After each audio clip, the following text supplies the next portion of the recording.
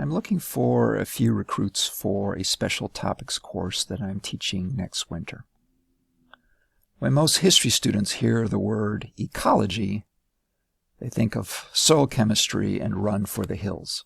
Perhaps you already know that Greece's distinctive landscape is the legacy of Roman-era deforestation, or that the Crusaders hacked away most of what remained of the famed cedars of Lebanon.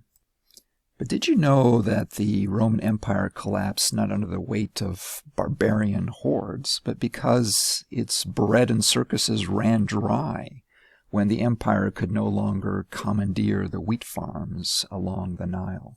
Did you know that Tenochtitlan put humble Madrid to shame, and that Aztec civilization collapsed not under the weight of Spanish cannon or horses, but because of European germs and weeds that were inadvertently transported across the ocean?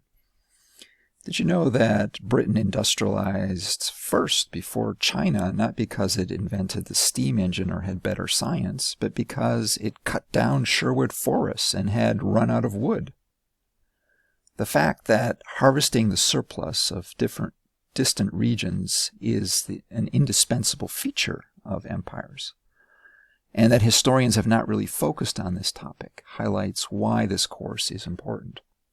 In fact, the very architecture of the contemporary world, the world in which we live, is predicated upon ecological imperialism.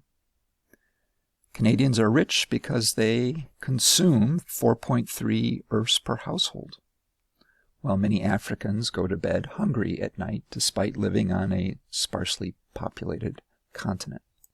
Special topics courses like History 4301B don't come along often.